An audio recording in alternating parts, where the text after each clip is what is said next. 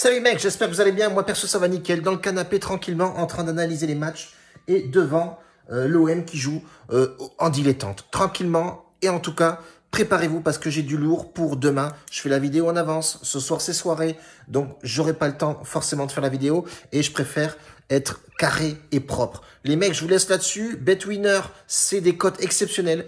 Les différents tickets vont s'annoncer. J'ai encore passé une cote à 1,50 et quelques. J'ai posé 1000 balles. C'est passé crème. Bref, en tout cas, aujourd'hui, j'ai 3 matchs pour vous les frérots.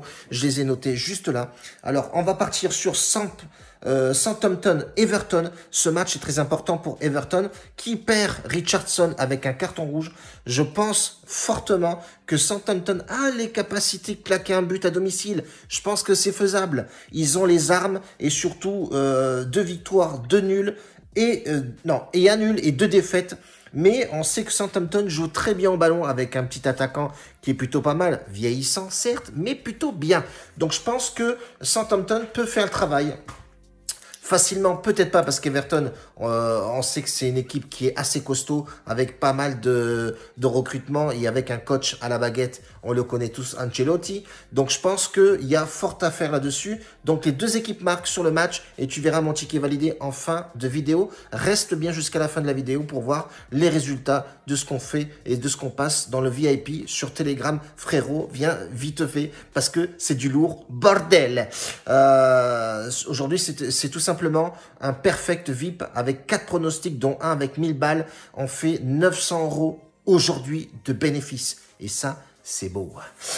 Deuxième match, les frérots, ça va être Wolverhampton qui va jouer contre Newcastle. Newcastle qui est pas au top de sa forme, hein, 2 défaites, 3 victoires, ouais, certes, mais ça joue pas au ballon correctement, frérot. Alain Maximin, il s'est barré de Nice, il est parti s'enterrer à Newcastle. C'est pas le club le plus réputé en Angleterre. Il est bon, ce club. Certes, beaucoup de joueurs français ont été là-bas, notamment Ben Arfa qui est à Bordeaux. Mais franchement, honnêtement, les mecs vont s'enterrer là-bas. Apparemment, la ville est belle, etc.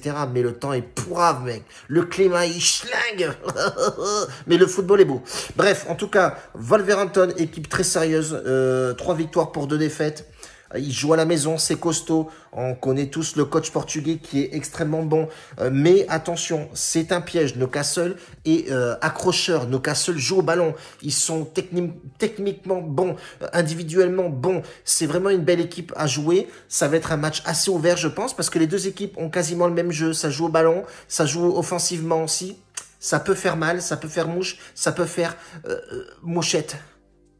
Bref, du coup, les 2 équipes marquent aussi. Sur pronostic, là me paraît plutôt correct. Tu verras le ticket validé en fin de vidéo, bien entendu. On est aussi actuellement en train de regarder le match du Barça Real de Madrid 1-1. On avait mis Barça remboursé 6 nuls. Pour l'instant, c'est 1-1, c'est plutôt sympathique. On a aussi mis Fulham Crystal Palace, pardon. Crystal Palace a ouvert le score en première mi-temps. On attend la réduction du score pour avoir nos 2 équipes marques sur ce pronostic-là. On verra si ça passe. En attendant, c'est bien parti, bordel.